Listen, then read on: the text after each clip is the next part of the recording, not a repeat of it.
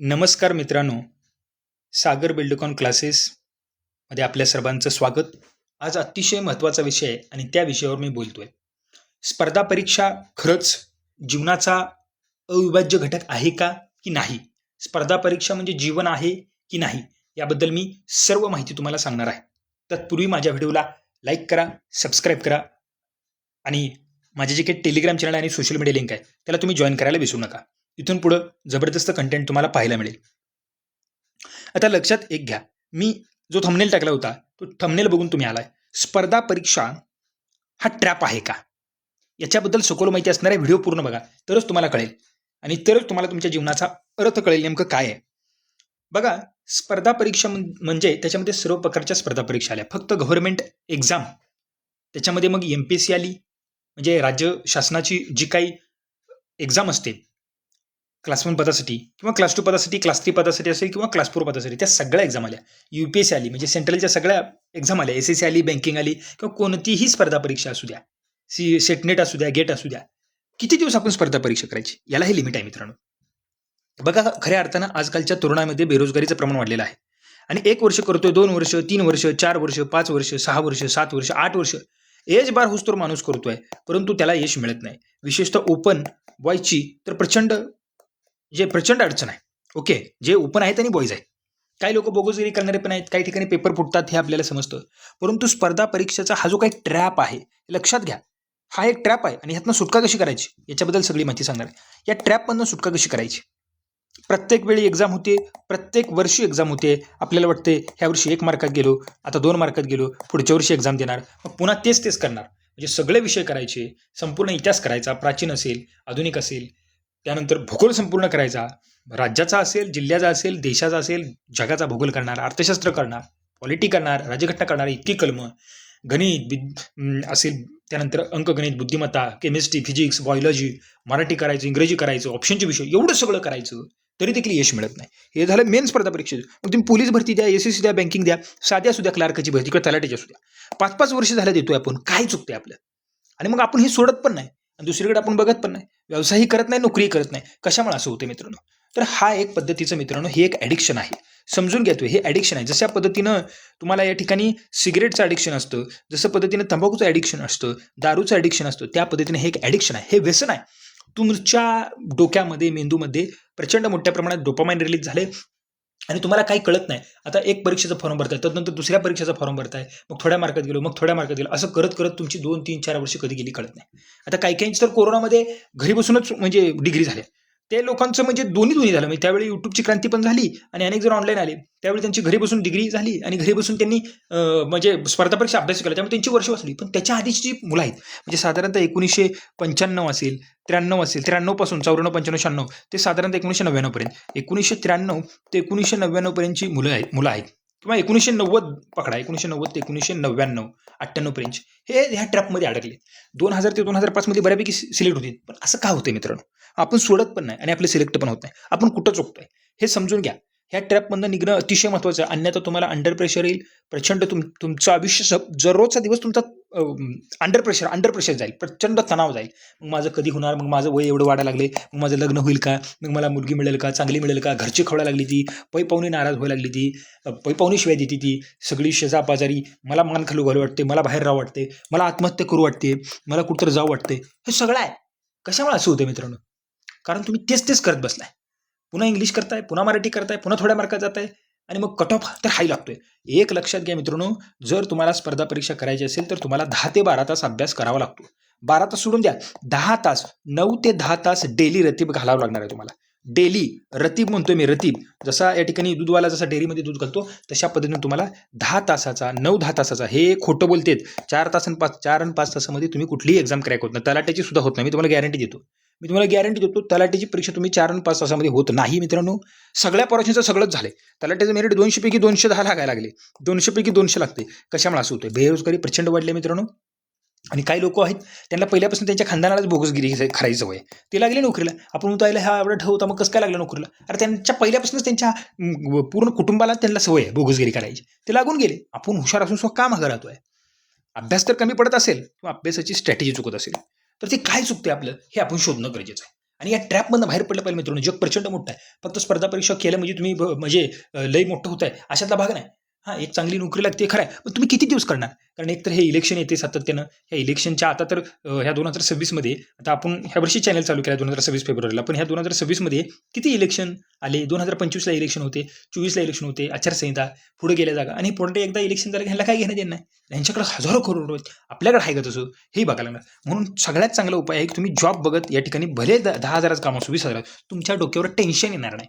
सगळ्यात महत्त्वाचं टेन्शन आहे सातत्यानं टांगती तलवार तुमच्या डोक्यावर असणार आहे. जर तुम्ही फक्त स्पर्धा परीक्षा करत असाल आणि 10-12,000 गावाकडून पाठवत असतील, तुम्ही पुणे मुंबईसारख्या मोठ्या मोठ्या संभाजीनगर असेल, नागपूर असेल, नाशिक अशा शहरात राहत असाल तर तुम्ही पैशाचा उपयोग करताय, तारुण्यही घालवताय आणि तुम्ही कुठलं स्किल बी शिकत नाही. नसेल तर तुम्ही मोठ्या सिटीत राहायला असाल तर तुम्ही साईड बाय साईड कुठला तर कोर्स करा, स्किल शिका आणि त्यानंतर पुढे जावा. मित्रांनो, या जाळ्यामध्ये अडकू नका. यात जर अडकला तर आयुष्यातनं उठणार आहे तुम्ही. हे बरबादीचा दुसरा मार्ग आहे. कारण ह्यांना काही घेणं देणं नाही. एक परीक्षा होत नाही वेळेवर.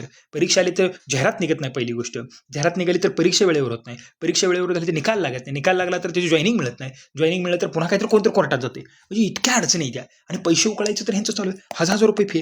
ह्या सगळ्या अडचणीला तोंड द्यायचं आहे. त्यानंतर काही काही जणांना सिटीमध्ये राहू वाटत नाही, गावाकडे तोंड दाखवू वाटत नाही. इतका अंडर प्रेशर आहे मित्रांनो. आणि म्हणून हा एक ट्रॅप तयार झाला आहे. हे व्यसन आहे मित्रांनो. यातनं तुम्हाला सुटावं लागेल. एखाद्या ड्रग्जपेक्षा, एखाद्या व्यसनी पदार्थापेक्षा हे भयानक व्यसन आहे. तर यातनं कसं सुटायचं हे मी तुम्हाला सांगतोय. या सगळ्या गोष्टी मी जे आतापर्यंत सांगितलं या तर तुम्हाला टाळाव्या लागतील तरच यश मिळू शकते. म्हणून एक जर आपण 9-10 तास अभ्यास करत नसेल तर सरळ हा नाच सोडून द्या मित्रांनो. मग तुम्ही कुठलीही एक्झाम द्या, पोलीस भरतीची एक्झाम द्या, नाहीतर तलाठीची द्या. मी मोठ्या एक्झामचं सांगत नाही, कलेक्टर, त्याला तर 10-10 तास अभ्यास करायला लागते. मी साध्या क्लास 3 एक्झामचं सांगतोय, क्लास 4 एक्झामचं सांगतोय. तुम्हाला 8 तास, 9 तास, 10 तास डेली करावं लागेल. एकही दिवस सुट्टी न घेता सलग 6 ते 7 महिने तर करावं लागेल. 1 वर्ष करावं लागेल, पण मी कमीत कमी 6 ते 7 महिने पकडतोय किंवा 5 ते 7 महिने पकडतोय. एवढं तुम्ही केलं तर तुम्हाला यश लवकरात लवकर मिळू शकते. आणि दर्जेदार पुस्तकं, दर्जेदार मटेरियल वापरलं पाहिजे. नुसतं क्लास लावून तुम्ही सिलेक्ट होत नाही. क्लासवाली सगळी बोगसगिरी करतात, काही सांगतात मित्रांनो. मी खरं सांगतो तुम्हाला, कुणाचा पण फुट लाव, काय कर, असलं या नुसत्या क्लास लावून तुम्ही सिलेक्ट होत नसता मित्रांनो. चांगला क्वालिटीचा शिक्षक तुम्हाला पाहिजे, पण तुम्ही अभ्यास केला पाहिजे. दररोज सांगतो मी तुम्हाला 9 तास अभ्यास केला तरच तुम्हाला पोस्ट मिळू शकते आणि कंटिन्यूअस एकही दिवस न सुट्टी घेता. हे तुम्ही लक्षात घ्या. हे तुम्हाला मजाक वाटते म्हणून तर आपल्याला यश मिळत नाही. आपण सगळंच करतोय, लक्षात आलं. आणि हे आता जो सोशल मीडिया वगैरे हे सगळं तुम्हाला सोडून द्यावं लागेल, लक्षात आलं. आता तुम्ही एक लक्षात घ्या, 7-8 वर्ष झाली तुमची, अजून पण निकाल येत नाही. आज तुम्हाला वाटतोय आयला मी एकही एक्झाम क्रॅक नाही, किंवा प्री झाली तर मेन्स होतोय, मेन्समधनं बाहेर पडतो, इंटरव्ह्यूतनं बाहेर पडतो. सातत्यानं काय होते एक लक्षात घ्या मित्रांनो, हे असं होत राहणार आहे. कारण नवीन नवीन बॅच या ठिकाणी बाहेर पडणार. तुमचं वय वाढत जाणार. तुमचं वय 21 होतं, तुमचं 22, 23, 24 होय होत जाणार, 25 होत जाणार. अंडर प्रेशर येणार. जवळचे जे बरोबरचे जी लोक बाहेर पडली त्यांनी 10-20 काम धरलं, त्यांची लग्न झाली, लेकरं झाली आणि आपण अजून त्यातच आहे. 28, 29, 30 वय झालं तर टेन्शन प्रचंड आहे. आत्महत्या करू वाटते आणि त्यातनं पुन्हा मग या टेन्शनमधून व्यसनाधीनता वाढत जाते मित्रांनो. अनेक जण तर नाही तसली व्यसनं करते.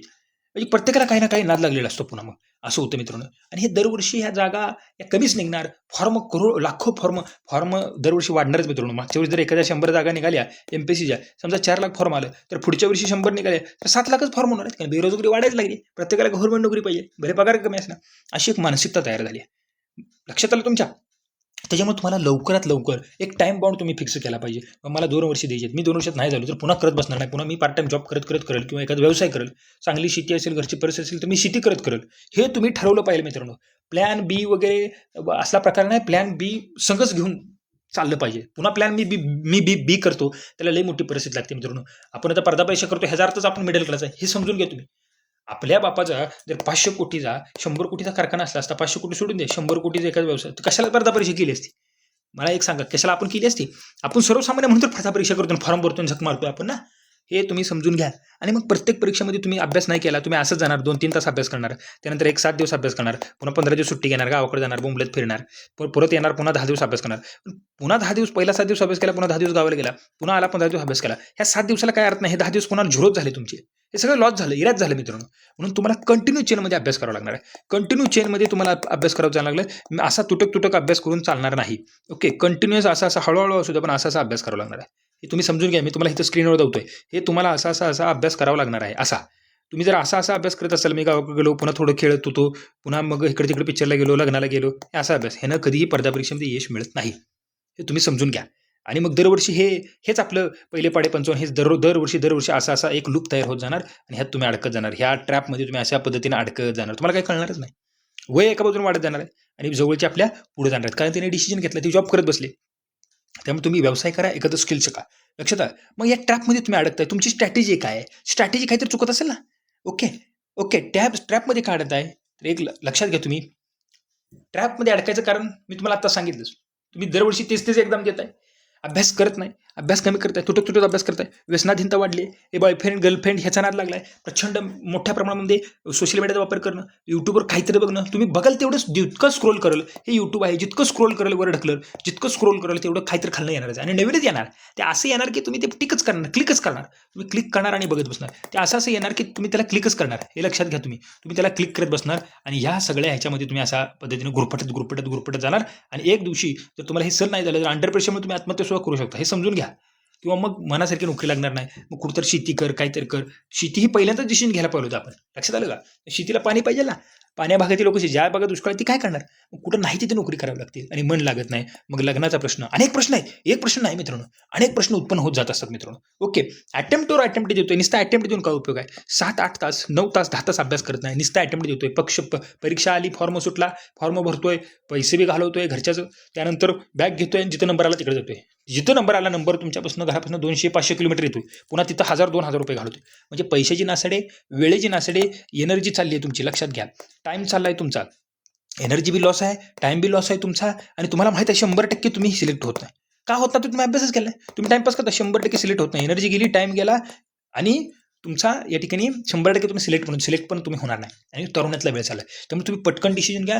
हे आपल्याला होतंय का नाही? मी तुम्हाला पहिल्यांदापासून सांगतोय. 7 तास दररोज अभ्यास होतोय का तुमचा?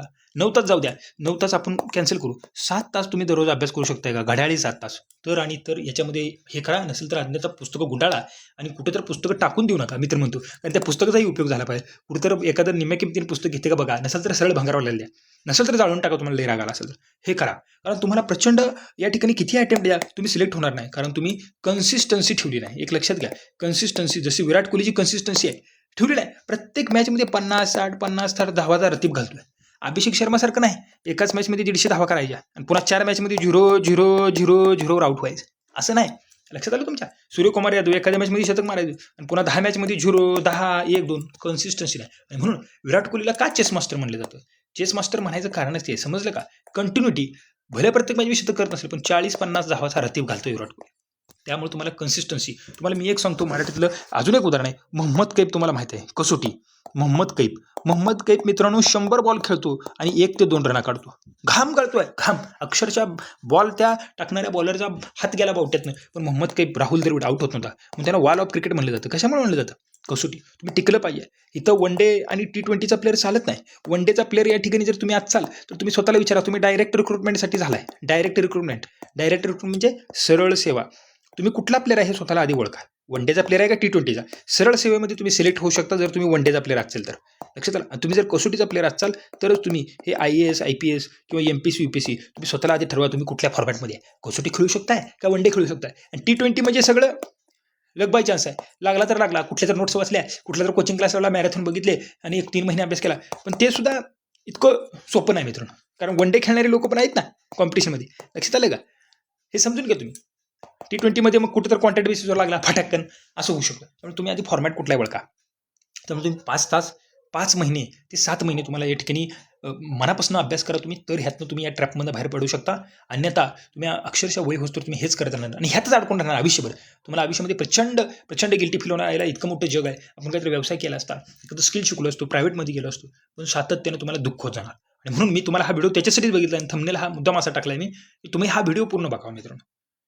आणि फायनान्शियल प्रेशर पुन्हा तुमचं वाढणार आहे, सोसायटीचं प्रेशर असणार आहे, घरची नावं ठेवणार आहे ती, नालायक म्हणणार आहे ती, बिनाबरोबर म्हणणार आहे ती, त्यानंतर पाहुणी आहे ती, 4 चौघा आहे तीच. ओके. आणि मग ह्या ठिकाणी तुम्ही कंपॅरिझन करत बसता, प्रचंड ट्रेस येतो. ओके. आणि ट्रेसमधून तुम्हाला आजारसुद्धा होऊ शकतात. मुळ्याचा त्रास होऊ शकतो बसून तुमच्या छातीमध्ये दुखू शकतं. ओके. छातीमध्ये तुमचा या ठिकाणी BP, शुगरचा सुद्धा त्रास वाढू शकतो भविष्यामध्ये. तुम्हाला डोळ्याला चष्मा लागू शकतो. या ठिकाणी मित्रांनो चष्मा लागू शकतो. ते म्हणजे यश तर मिळणारच नाही, पण शारीरिक सुद्धा नुकसान तुमचं होणार आहे. हे समजून घ्या तुम्ही. कोण तुम्हाला येणार नाही. तुम्ही मेला काय जगला काय कुणाला घेणार नाही. लक्षात आलं? तुमचं शारीरिक किती नुकसान होऊ शकतोय. टाइम गेला, एनर्जी गेली, तारुण्य गेलं, हातामध्ये काही नाही, लग्नाचं वांदा इथं, गावाकडे जमीन नाही, खायला अन्न नाही, रुपया खिशामध्ये नाही, किती अडचणी यायच्या. हा सगळा ट्रेस तुम्हाला येणार आहे. ह्यात जर तुम्ही गरीब असाल मित्रांनो, सावध राहा. पण जी सिलेक्ट होतात ना पोरं मित्रांनो, हे कुठलीही गरिबाची पोरं नाहीत. 100रातली फक्त 2 ते 3 पोरं गरिबाची असतात, प्युअर गरीब, काम करून खाणारी. 100रातली मित्रांनो 90 पोरं ही ह्या ठिकाणी कुठल्या तर गव्हर्नमेंट अधिकाऱ्याचीच पोरं असतात. म्हणजे ती ऑलरेडीच मिडल क्लास असतात आणि त्यांना मिडल क्लासमधनं त्यांना बाहेर निघायचं असतं. ही कुठल्या गरिबाची पोरं नसतात. लय मी काम करून खाणारी नाही वगैरे एवढी नसतात. म्हणजे 2 टाईमच्या भाकरीला सुद्धा संघर्ष करावं अशी नसतात. ते ऑलरेडीच कुठल्या तर क्लास 3 क्लास 2 अधिकाऱ्याची पोरं असतात आणि मग ती थोडासा आईबापांनी थोडं पैसे सेव्हिंग करून ठेवले असतात आणि ते अभ्यास करतात आणि त्यातनं ते होतात. 90% पोरं ही अधिकारी असतात. तुम्ही बघा रिझल्टमध्ये खोटं फक्त बोलत असतात लोक. त्यामुळे ह्याचं देखील तुम्ही भान ठेवलं पाहिजे मित्रांनो. व्हिडिओ पूर्ण बघा, अजून पुढं लय काय काय असणार आहे हे तुम्ही लक्षात घ्यायचं आहे. फक्त दाखवायचं जात वेगळं असेल मित्रांनो, हे जाहिरात करायचे त्यांना पैसे कमवायचे घेणं नाही. पण तुम्ही ह्या ट्रॅपमध्ये निघा मित्रांनो, कारण मला माहित आहे हे काय काय आहे ते. ओके, माझा जर व्हिडिओ आवडला तर व्हिडिओला मित्रांनो लाईक करा, सबस्क्राईब करा, शेअर करा. त्याचबरोबर मी ही इथं जे दावतोय तुम्हाला गोल करून सागर बिल्डकॉन क्लासेस हा टेलिग्राम चॅनल देखील तुम्ही जॉईन करा. हा टेलिग्राम चॅनल तुम्ही जॉईन करा आणि खाली लिंक आहे, तिथून तुम्ही माझं ॲप्लिकेशन जॉईन करू शकता. काय तुम्हाला एखादा कोर्स घ्यायचा असेल किंवा तुम्हाला काय तुमच्या मनामध्ये काय तुम्हाला हेल्प करायची असेल तर तुम्ही देखील करू शकता. ओके, आता खरा ट्रॅप काय तुम्हाला मी आत्ताही सांगितलं. खरा ट्रॅप आता हे झालं, तुम्हाला मी सांगितले तुमची व्यसनाधीनता असेल, सोशल मीडियाचा नाद असेल, त्याचबरोबर जास्तीत जास्त यूट्यूब बघणे, टी व्ही बघणे, हे तुम्ही सोडून दिलं पाहिजे. 1 मिनिटसुद्धा तुम्ही वाया घालवलं पाहिजे. पण तुमची आता स्ट्रॅटेजी कुठू चुकते. आता मी तुम्हाला एक जर अभ्यासाबद्दल बोलतो. आता खरा ट्रॅप काय, तुमची पहिली गोष्ट कुठली एक्झाम द्यायची हे फिक्स नाही. ओके, क्लिअर स्ट्रॅटेजीज नाही. तुम्हाला नेमकं काय द्यायचं आहे. तुम्हाला एकदा UPSC वाटते, पुन्हा MPSC वाटते, पुन्हा सरळ सेवा वाटते, कधी पोलीस भरतीचा फॉर्म भरताय, कधी क्लार्कचाच फॉर्म भरताय, किंवा तुम्ही इंजिनियर आहे तर क्लार्कचा फॉर्म भरता, असं काही करताय तुम्ही. हातात काहीतरी पाहिजे, हातात काहीतरी पाहिजे. तुम्ही फिक्स स्ट्रॅटेजी नाही. आणि प्रत्येकजण स्ट्रॅटेजी घेऊन उतरलेली कितीतरी पोरं आहेत. नुसते इंजिनिअरिंगचा अभ्यास करणारे लाख पोरं आहेत. इंजिनिअरिंगमध्ये पुन्हा सब ब्रँचेस, पोलीस भरतीचा अभ्यास करणारे 5-5, 10 लाख पोरं आहेत. तुम्ही इंजिनिअरिंग केले आणि पोलीस भरतीचा फॉर्म भरता, तुम्ही होणार नाही मित्रांनो. कारण ऑलरेडी ती करणारी पोरं आहे ती ना, 5-5 वर्ष पोलीस भरतीचा सराव करणारी पोरं आहे ती. थाळी फेक, गोळा फेक, पळायचं तुम्हाला जमाल कधी. त्यांचं जरी गणित कच्चं असलं तरी इकडं चांगलं आहे त्यांचं, हे समजून घ्या. त्यामुळे तुमची क्लिअर स्ट्रॅटेजी नाही, तुम्हाला काय करायचं हे तुमच्या फिक्स नाही. एक तर तुमच्या डोक्यामध्ये पहिल्यांदा हा अभ्यास न कळल्यामुळे किंवा गायडन्स न मिळाल्यामुळे तुम्ही कन्फ्यूज झालाय आणि मग तुम्ही काही करायला लागलाय, हे एक चूक आहे तुमची. त्यानंतर तुम्ही PYQ बघतच नाही. सगळ्यात महत्त्वाचं आहे PYQ म्हणजे काय, previous year question paper. PYQ म्हणजे प्रिव्हियस इयरला कुठले क्वेश्चन आहेत हे सगळे बघणे, हे चालणे हे अतिशय महत्त्वाचं आहे. कुठलीही स्पर्धा परीक्षा द्या, MPSC द्या, UPSC द्या, SSC द्या, बँकिंग द्या, IBPS द्या, TCS द्या, कोणतीही स्पर्धा परीक्षा द्या, PYQ महत्त्वाचं आहे. आणि अजून एक तुमचं आहे, नुसतं तुम्ही वाचत बसताय, रिव्हिजन मारत नाही. रिव्हिजन मारणं अतिशय महत्त्वाचं आहे मित्रांनो. जर तुम्ही रिव्हिजन मारत नसाल तर तुम्ही अभिशप्न उठला म्हणून समजा. रिव्हिजन अतिशय महत्त्वाचं आहे, कारण कुठल्याही माणसाला वाचल्यानंतर 7 दिवसानं ते विसरतच. ॲक्च्युली दुसऱ्या दिवशीच विसरतं, पण 7 दिवसानं सातत्यानं घोकंपट्टी. लोक म्हणतात रट्टा मारते. अरे रट्टा मारणं तर काय कर, सिलेक्ट होणं महत्त्वाचं आहे. मला एक सांगा, इतिहासमध्ये एवढी नावे एवढ्या सनावल्या, हे काय नुसतं टेक्निकली लॉजिकनेस लक्षात राहत नसतं. ह्याला तुम्हाला आता गणिताची काही सूत्र आहे ती तुम्हाला रट्टाच मारावं लागणार. काय टेक्निक आहे मला सांगा ना तुम्हाला. A² + B² ह्याला काय सूत्र आहे, A² + 2AB + B², हे माहितीच आहे ना. पण याचा रट्टा मारून लक्षात ठेवायला लागणार ना तुम्हाला. किंवा A + B चा क्यूब, A² + 3A²B. रट्टा मारला म्हणून काय अडचण काय तुम्हाला. तुम्हाला इतिहासमधली काय नाव हे रट्टा मारला म्हणून ठेवायला लागणार लक्षात. काय मोठ्या मोठ्या सनावळे असतील, तारका असतील, हे तुम्हाला लक्षात ठेवायला लागणार मित्रांनो. तिथं काही लॉजिक विजिक नसतं. हे लोक उगं खोटं बोलत असतात. मी असं करतो होतो, तसं करतो होतो, मी असं लक्षात ठेवत होतो, सगळं थोतांड बोलतात मित्रांनो. त्या गोष्टीकडे तुम्ही अजिबात लक्ष देऊ नका. नक्की रिव्हिजन अतिशय महत्त्वाचं आहे. दररोज तुम्ही 1 तास रिव्हिजन करा. कुठलीही तुम्ही स्पर्धा परीक्षा द्या. मी फक्त MPSC UPSCला सांगत नाही, कुठलीही सरळ सेवा द्या, शिपाईची द्या, क्लार्कची द्या, कुठलीही एक्झाम द्या, रिव्हिजन अत्यंत महत्त्वाचं आहे. आणि फोकस बदलत राहणे. ओके, फोकस सातत्याने तुम्ही बदलताय. आज हे करू, उद्या ते करू, आज पिक्चरला जाऊ, उद्या जिमला जाऊ, असलं धंदा करत बसता तुम्ही. अतिशय 1 वर्ष महत्त्वाचं आहे पासआउट झाल्यानंतर मित्रांनो. हे जर करत बसलं तर आयुष्यात उठला मग तुमची 7-7, 8-8 वर्ष, 4-4, 5-5 वर्ष जाणार. प्रचंड दुःख येणार, टेन्शन येणार, ह्या गोष्टी सगळ्यावर. त्यामुळे फोकस बदलला नाही पाहिजे. आपल्याला अभ्यास करायचा ना, अभ्यास झाल्यानंतर आपण बघू बाकीच्या गोष्टी करायच्या. त्यामुळे ह्या गोष्टी तुम्ही केल्या का तुम्ही ट्रॅपमध्ये अडकणार आहे. आता काय आपण चुका करतो काय, मी तुम्हाला आता पण सांगितले, तेच मी या स्लाइडमध्ये पण सांगतोय. PYQ अनालिसिस तर आपण करत नाही. त्यानंतर आपल्याकडे सोर्स जास्त असतात. म्हणजे आता मराठीचा सब्जेक्ट आहे, मराठीच्या सब्जेक्टला आपण 4-4, 5-5 पुस्तक वापरतो उगाचच.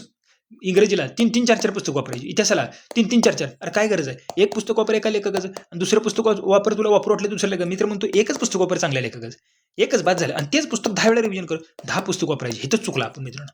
10 पुस्तक वापरायला आपली एनर्जी जाणार, ताकद जाणार आणि लक्षात कुठलंच राहणार नाही. एक पुस्तक जर तुम्ही वाचलं 100 वेळा किंवा 10 वेळा वाचलं एकच पुस्तक, 10 पुस्तकं एकदा वाचण्यापेक्षा एकच पुस्तक जर 10 वेळा वाचलं तर तुम्हाला त्या एका पुस्तकात कुठल्या पेजवर काय हे सुद्धा तुमच्या डोळ्यांना लक्षात राहतं. असं मेंदूमध्ये सगळं फिट होऊन जातं.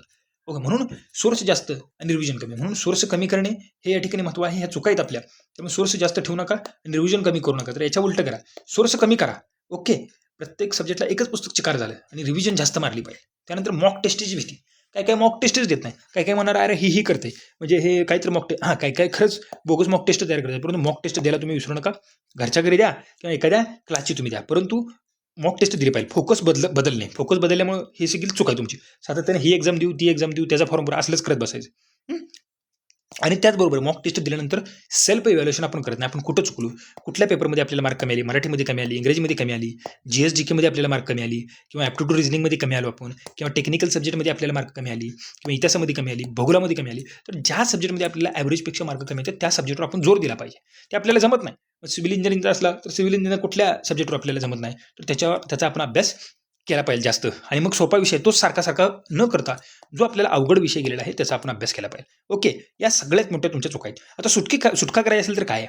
ओके, सुटका करायचं मी तुम्हाला मागाशी सांगितलं. एकच एक्झाम ठरवा. तुम्हाला काय करायचं आहे, असिस्टंट इंजिनियर व्हायचं आहे, ज्युनियर इंजिनियर व्हायचं आहे, एक ठरवा. मी MPSC पण देतो आणि मग IAS पण देतो आणि मग मी काय करतो TCS IBPS देतो, सरळ सेवा देतो. हे टेक्निकल सिव्हिलचा विद्यार्थी असेल तर तो करू शकतो, किंवा मेकॅनिकलचा किंवा इलेक्ट्रिकलचा. परंतु एक एक्झाम फिक्स करा. एक म्हणजे मला जनरल MPSC द्यायचे की टेक्निकल एक्झाम द्यायची. जर जनरल MPSC असेल जनरल MPSCचा अभ्यास करा, पण टेक्निकलचा अभ्यास पण वास्ट आहे. तर एक एक्झाम तुमची फिक्स करा. मग मला पोलीस भरती द्यायची आहे का? आता मी इंजिनियर आहे, मी पोलीस भरती देतोय. काय उपयोग आहे? तुमची एनर्जी जाणार आहे का नाही? तुम्ही जर तशा पद्धती तुमचा बॅकग्राऊंड असेल, तुम्ही जिम करताय, तुम्ही पहिल्यापासून व्यायाम करताय, तुम्ही रनिंग करताय, थाळीफेक करताय, गोळाफेक करताय, तर तुम्ही देऊ शकता पोलीस भरतीची ह्या अभ्यासावर. तुम्हाला ते पण जमत असेल तर. उगाच देण्यामध्ये अर्थ नाही. त्याच्यामध्ये तुमची, मी पुन्हा पुन्हा सांगतो, एनर्जी जाणार, वेळ जाणार आणि आयुष्यातलं तुमचं सगळी म्हणजे टोटल लॉस होणार आणि शेवटी तुम्ही डिप्रेशनमध्ये येणार. हे लक्षात घ्या. प्रचंड तणावामध्ये येणार तुम्हाला आणि ह्यातनं सुटका करून घेणं अतिशय महत्त्वाचं आहे. त्यामुळे एक एक्झाम ठरवा आणि 10 वर्षाचे PYQ तुम्ही या ठिकाणी ॲनालिसिस करा. सगळ्यात महत्त्वाचं PYQ ॲनालिसिस करणं हे आहे. ओके, आता एक रूल जो आहे, तुम्ही मगाशी सांगितलं तुम्हाला, एकच बुक वापरा, एकच नोट्स वापरा आणि PYQ. एक बुक वापरा, एक विषय घ्यायचा, तुम्हाला इतिहास घ्यायचा, इतिहासावरचं एक बुक घ्या, तुम्ही कुठला क्लास लावला असेल त्याची नोट्स घ्या आणि त्याच्या PYQ. हेच सारखं करा. 4 पुस्तकं वापरू नका. ओके, त्यानंतर वीकली असेल किंवा मंथली असेल, मॉक टेस्ट द्या आणि प्रॉपर ॲनालिसिस करा. आपण कशामध्ये चुकतोय हे एवढं जर केलं तर तुम्ही या ठिकाणी परीक्षा चांगल्या पद्धतीनं क्रॅक होऊ शकता. आणि हे जर तुम्हाला एवढं जमत नसेल मित्रांनो, तर मी तुम्हाला सांगतो, आजच सांगतो, म्हणून तर हा व्हिडिओ केला, या ट्रॅपमधनं बाहेर पडा. प्लॅन बी तुमचा या ठिकाणी ॲक्टिवेट करा. मी तर पहिल्यापासून सांगतो, अभ्यास करतानाच प्लॅन बी ॲक्टिवेट करा. आता ह्यातनं आपली सुटका नाही आहे आणि म्हणून कुठलं तरी स्किल शिका, धंदा करा, शेती करा, काय ना काय करा. ओके, ह्यातनं बाहेर या. अन्यथा तुमची राख व्हायला वेळ लागणार आहे. तुमची ऑलरेडी बरबादीच होणार आहे. 5-7 वर्ष गेल्यावर राहणार आहे का आयुष्यामध्ये? आणि पुन्हा इतकं टेन्शन येणार आहे की बोलूच तो वाटणार नाही कुणाला. ह्या अनेक गोष्टी आहेत, आम्ही सर्व भोगले म्हणून आम्ही या ठिकाणी बोलतो मित्रांनो. पुढे जायच्या आधी ह्या सगळ्या गोष्टीचं मनापासून तुम्ही विचार करा की तुम्ही 7 ते 9 तास अभ्यास करू शकताय का, ते स्वतःला विचारा. बोगसगिरी प्रचंड आहे. आपण म्हणू शकत नाही सगळं प्रामाणिक चाललंय. बोगसगिरी प्रचंड आहे. पेपर फोडणाऱ्या टोळ्या आहेत त्या, पहिलेही होत्या, आताही आहेत त्या. त्याला नाही इलाज आहे. काय करणार? बोगस कागद काढणारी लोक आहेत ते होणार आहे. ते आपण काय करणार? आपल्या हातात काय नाही ना. होय, आपल्याला वाटतं ती बोगसगिरी करते, मग आपण तक्रार करायची. त्या तक्रार करायला बी आपल्यामध्ये आपण माती खात असल्यामुळे आपल्याला तक्रार बी करू वाटत नाही. हे बी आहे. म्हणजे आपल्या हातामध्ये काही नाही. हातात असल्या माणसाच्या काय, आणि कमी वेळेमध्ये जर जास्त यश मिळालं तर माणूस डांगडिंग करू शकतो. डांगडिंग करायला बी काही नाही. ह्या सगळ्या गोष्टी तुम्ही लक्षात या ठिकाणी घ्या. प्रामाणिक राहा मित्रांनो. प्रामाणिक राहिला आणि 5 ते 7 महिने तुम्ही अभ्यास करा. दररोज 9 तास 10 तास. तुम्हाला यशापासून कुणी रोखू शकत नाही. आणि मग एक्झाम आल्यावर अभ्यास करतो हे चालणार नाही.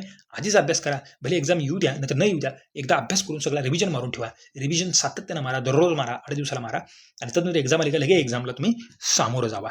हे एवढं केलं तर तुम्ही 100% पास होऊ शकता. अन्यथा या ट्रॅपमधून तुम्ही बाहेर निघा. हा ट्रॅप तुम्हाला मातीतच घालणार आहे. या ट्रॅपमधून तुम्ही बाहेर निघा. कुठलाही उद्योग करा, कुठलेही स्किल शिका, कुठलाही धंदा करा, शेती करा, शासनाच्या स्कीमा आहेत, छोटा मोठा व्यवसाय करा किंवा सॉफ्टवेअरमध्ये जावा, हार्डवेअरमध्ये जावा. हे करा तर आणि तरच तुम्हाला या ठिकाणी जीवनामध्ये आनंद मिळेल. आणि अनेक मोठी क्षेत्रात मित्रांनो, हे क्रिकेटर असतील, बॉलिवूड स्टार असेल, ते सुद्धा झालेच नाही. पण ते आपण एवढं मोठं होणार नाही. परंतु असे त्यांनी काय MPSC केली का, UPSC केली का? नाहीच ना. तर झालीच ना. तुम्ही ते देखील करू शकता. एखादी सामाजिक संस्था काढा. तुम्ही काही करू शकता मित्रांनो. करण्यासारखं बरोबर आहे. परंतु यातनं बाहेर या. अन्यथा तुमचा अंत आहे मित्रांनो. अंत म्हणजे तुमची खाक होणार. तुम्हाला तुमचा कॉन्फिडन्स जाणार.